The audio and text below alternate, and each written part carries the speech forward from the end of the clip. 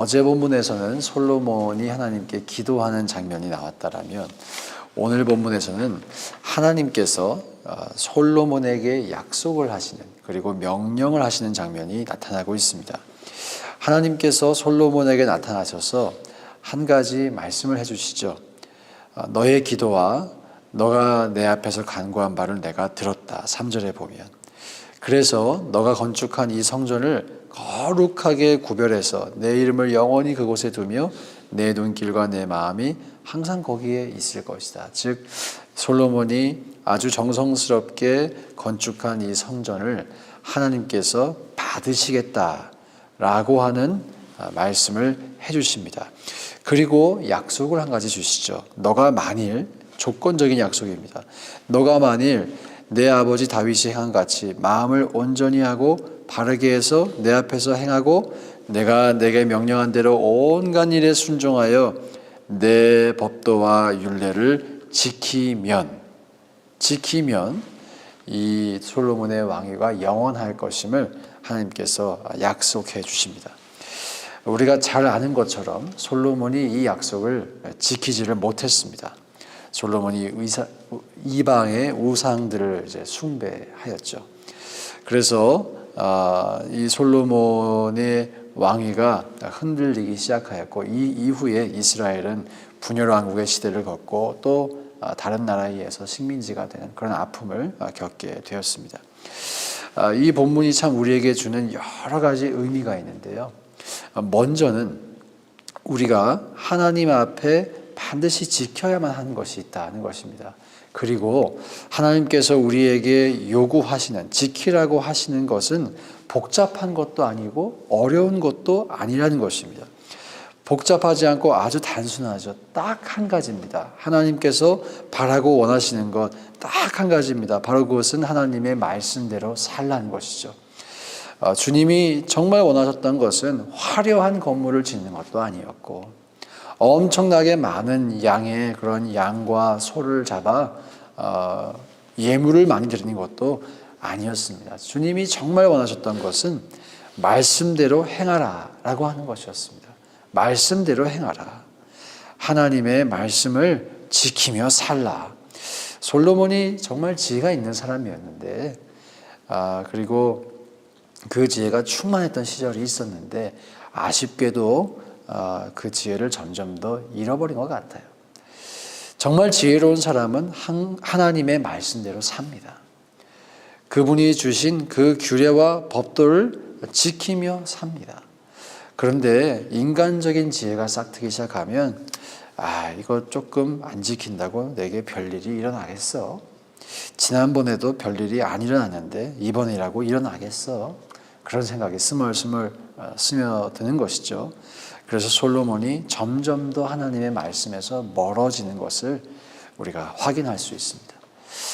저와 여러분이 늘 기억했으면 좋겠습니다. 하나님 앞에 우리가 어떤 일이 있어도 반드시 지켜야 하는 것, 그것이 복잡한 것도 아니고 알기 어려운 것도 아니고 또 지키기 어려운 것도 아니다. 그 하나님의 말씀을 지키며 살아야 한다. 이것이 우리의 마음속에 절대로 변할 수 없는 분명한 기준이 될 수 있기를 주의 이름으로 축복합니다.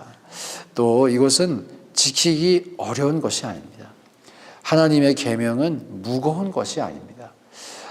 종종 이제 오해를 하면 이 성경 말씀을 어떻게 다 지키고 살아? 이 엄청난 거룩한 말씀을 어떻게 나 같은 사람이 다 지키고 살아? 완벽하게 지킬 수 없으니까 애초부터 지키려는 그런 마음을, 그런 시도를 하지 않는 그런 오해가 좀 있는 것 같아요. 하지만 하나님께서 우리에게 원하시는 것은 지난 주일날 말씀드린 것처럼 완벽하게 이것을 다 지켜라, 이런 태도가 아니라 내가 주님 부족하지만 이 말씀을 지키며 살아보겠습니다 라고 하는 태도입니다. 그래서 우리가 점점 더 온전해지는 그 과정 가운데 살아가는 것이죠. 하나님이 우리에게 기대하시는 것, 이거를 한순간에 다 지켜라 그러면 참 부담되겠지만, 그것이 아니라 우리가 온전해지는 그 과정 속에서 주님 이 말씀을 제가 부족하지만 부족하나마 지켜보겠습니다. 이런 마음의 애티튜드라는 것을 우리가 기억할 때 주님의 계명은 결코 무거운 것이 아니다. 결코 무거운 것이 아니다. 그것을 기억하고 이 말씀을 지킬 수 있기를 소망합니다. 그리고 하나님께서 5절 말씀에서 분명히 경고해 주셨어요. 분명히 약속해 주셨죠. 너가 내 말씀을 지키면 이 왕위를 영원히 보존하겠다. 그런데 6절에 만일 너희나 너희의 자손이 아주 돌아서서 나를 따르지 않고 내가 너희 앞에 둔 나의 계명과 법도를 지키지 않고 가서 다른 신을 섬겨 그것을 경배하면 7절에 이런 경고가 있습니다. 내가 이스라엘을 내가 그들에게 준 땅에서 끊어버릴 것이요 내 이름을 위하여 내가 거룩하게 고열한 이 성전이라도 내 앞에서 던져버리리니 이스라엘은 모든 민족 가운데에서 속담거리와 이야기거리가 될 것이다. 자, 이렇게 하나님께서 경고하신 것처럼 솔로몬이 하나님의 말씀을 떠나고 주님을 버렸을 때 주님이 경고하셨던 이 사건이 이제 일어납니다. 그렇죠. 일어나게 되었어요. 그런데 하나님께서 다윗에게 약속하신 이스라엘의 왕위에 오를 사람이 너에게서 끊어지지 아니하리라 하신 이 약속은 지켜주시는 것을 볼 수 있습니다. 마태복음 1장에 보면 예수 그리스도의 그 계보가 나오죠. 아브라함과 다윗의 자손, 예수 그리스도의 계보가 나오는 것을 보여줍니다. 비록 솔로몬은 하나님 앞에 범죄하였지만 그리고 하나님을 떠나는 그런 아픈 결과를 낳았지만 적어도 다윗은 죄가 있었음에도 불구하고 늘 회개하였고 하나님 앞에 온전하기를 힘썼기 때문에 하나님께서 다윗에게 하셨던 그 약속은 여전히 신실하게 지켜주시는 것을 볼 수가 있습니다. 참 이 모습을 볼 때 하나님이 여전히 신실하시구나라는 것을 우리가 확인할 수 있죠. 솔로몬에게도 경고하신 그 말씀처럼 하신 말씀을 사실 이루신 전에서는 여전히 신실하시다라고 우리가 말할 수가 있을 것입니다. 솔로몬이 등을 돌리고 솔로몬 이후에 이스라엘 백성들이 하나님 마음을 참 아프게 했지만 그러나 다윗을 기억하셔서 여전히 예수 그리스도가 그 다윗의 계보에서 오게 하셔서 너의 이스라엘의 왕위를 영원히 견고하게 하리라 라는 그 약속을 신실하게 지키셨습니다. 이렇게 본다면 다시 한번 우리가 생각해야 합니다.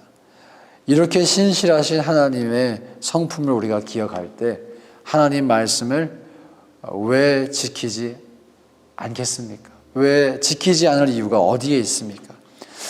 우리가 조금이라도 노력하고 조금이라도 그 말씀을 지키려고 할 때 주님은 풍성하게 복을 허락해 주시는 분이신데 그걸 안 지킬 이유가 전혀 없죠.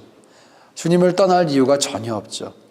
우리가 이렇게 좋으신 하나님을 기억하면서 하나님의 말씀을 지키기를 힘썼으면 좋겠습니다. 정말 우리가 인생 속에서 힘써야 할 것, 정말 힘써야 할 것은 주님의 말씀대로 사는 것인 줄로 믿습니다.